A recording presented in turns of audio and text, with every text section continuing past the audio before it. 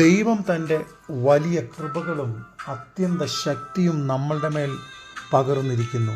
പലപ്പോഴും നാം ബലഹീനരും അശക്തരുമാണ്. ദൈവകൃപയിൽ നിന്ന് അകന്ന് ചിന്തിക്കുന്നവരാണ്.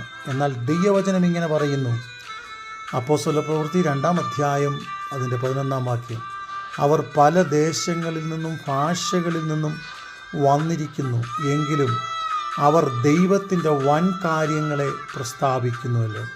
അതെ, നമ്മിൽ പകരപ്പെട്ടിരിക്കുന്ന ദൈവത്തിൻ്റെ പരിശുദ്ധാത്മാവ് ദൈവത്തിൻ്റെ വൻ കാര്യങ്ങളെ ചെയ്യുവാൻ തക്കവണ്ണം നമ്മെ ശക്തീകരിക്കുന്നവരാണ്. അവർ പരിശുദ്ധാത്മാവ് നിറഞ്ഞവരായി, പരിശുദ്ധാത്മാവ് അവർക്ക് ഉച്ചരിപ്പാൻ നൽകിയതുപോലെ അന്യഭാഷകളിൽ സംസാരിച്ച് തുടങ്ങി. അതെ, നാം ദൈവത്തിൻ്റെ വൻ കാര്യങ്ങളെ സംസാരിക്കുവാൻ തയ്യാറാകുമ്പോൾ നമ്മളിൽ ദൈവകൃപയുടെ ജ്വലനം സംഭവിക്കുന്നു.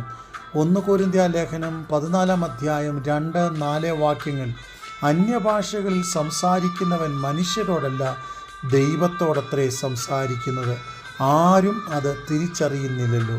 അന്യഭാഷകളിൽ സംസാരിക്കുന്നവർ തനിക്കുതാൻ ആത്മീക വർധനവ് വരുത്തുന്നു.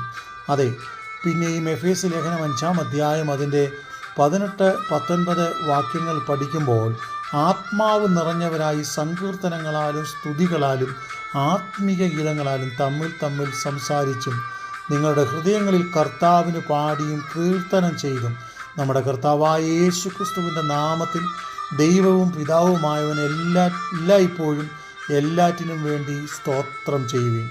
അതെ, ആത്മാവ് നിറഞ്ഞവരായി പരസ്പരം നാം ബലപ്പെടുത്തുക, ദൈവത്തിൻ്റെ വൻ കാര്യങ്ങളെ നാം സംസാരിക്കുക. പലപ്പോഴും മനുഷ്യരെന്ന നിലയിൽ, ആരാധനക്കാരെന്ന നിലയിൽ കേവലം ചില അന്യ ഭാഷകൾ മാത്രം നാം സംസാരിച്ച് ഒതുങ്ങിപ്പോകാറുണ്ട്. എന്നാൽ അപ്രകാരം ഒതുങ്ങിപ്പോകേണ്ടതിനല്ല, ദൈവത്തിൻ്റെ വൻ കാര്യങ്ങൾ നാം ചെയ്യേണ്ടതിന് ദൈവം നമ്മെ തിരഞ്ഞെടുത്തിരിക്കുന്നു. അതുകൊണ്ട് ദൈവവചനം ഇങ്ങനെ പറയുന്നു, ഈ അത്യന്ത ശക്തി ദൈവത്തിൻ്റെ ദാനമാണ്.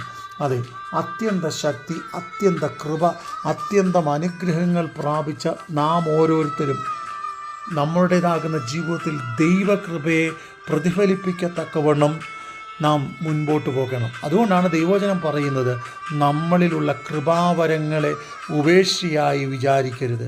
പരിശുദ്ധാത്മാവ് നമ്മിലുണ്ട്. അത് ജ്വലിപ്പിച്ചുകൊണ്ട് ഓരോ ദിവസവും അനേകർക്ക് പ്രയോജനമാവണ്ണം ദൈവകൃപയിൽ മുന്നോട്ട് പോകുവാൻ ദൈവം നമ്മെ സഹായിക്കട്ടെ.